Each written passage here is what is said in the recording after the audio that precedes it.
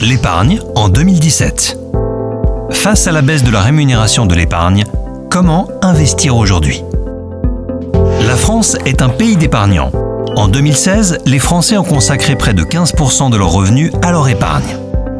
Quand on les interroge sur leur motivation, ils le font presque autant pour se constituer une épargne de précaution que pour aider leurs proches. À cet effet, pendant des décennies, l'épargnant s'est orienté vers l'épargne réglementée comme le livret A, le livret de développement durable et solidaire, le plan d'épargne logement ou d'autres placements comme les livrets bancaires et l'assurance vie en euros. Une manière d'allier la sécurité de l'épargne avec une performance relativement satisfaisante et pour les livrets réglementés et l'assurance vie, une fiscalité avantageuse. Mais ça, c'était avant. Un contexte de taux d'intérêt historiquement bas. En effet, en France, les taux d'intérêt obligataires à long terme baissent régulièrement et cela s'est même accentué depuis la crise financière de 2008.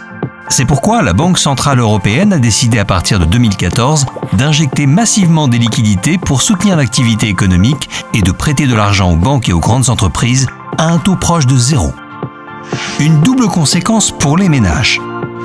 Les taux de crédit ont baissé mais en effet miroir. La rémunération des placements sécuritaires et obligataires, dont l'assurance vie en euros, s'est effritée au fil des ans. Alors comment optimiser sa stratégie d'épargne?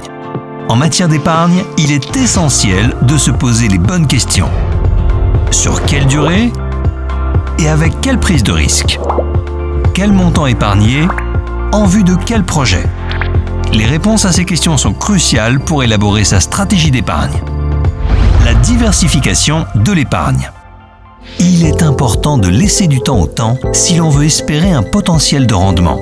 Aujourd'hui, la sécurité se rémunère à moins de 1%.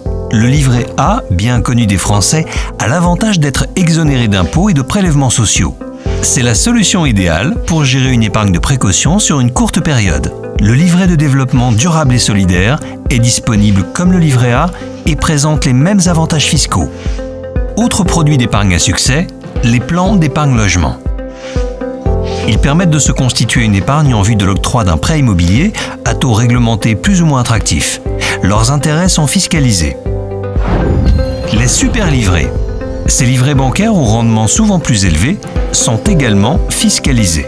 Attention, si leur taux d'appel est souvent alléchant, il est aussi limité dans le temps et ces taux sont généralement réservés aux nouveaux souscripteurs. Avec ces différents placements, l'épargne de précaution est à l'abri. Pour autant, la performance de l'épargne reste structurellement limitée. Alors comment donner du potentiel à son épargne? En choisissant d'investir sur un contrat d'assurance vie. Oui, mais surtout un contrat d'assurance vie multi-support. En effet, c'est une solution pour investir d'une part dans la sécurité à travers les fonds euros et d'autre part, de rechercher un potentiel de performance avec des unités de compte. Le saviez-vous?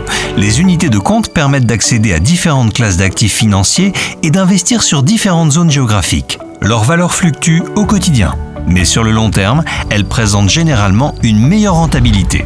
Désormais, les épargnants qui recherchent une meilleure performance sur le long terme pour leur épargne ont intérêt à panacher leur investissement. Aujourd'hui, le tout euro n'est plus aussi rémunérateur.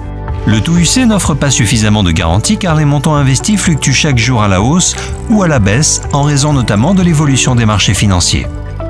La solution est donc dans un juste dosage entre les deux types de supports.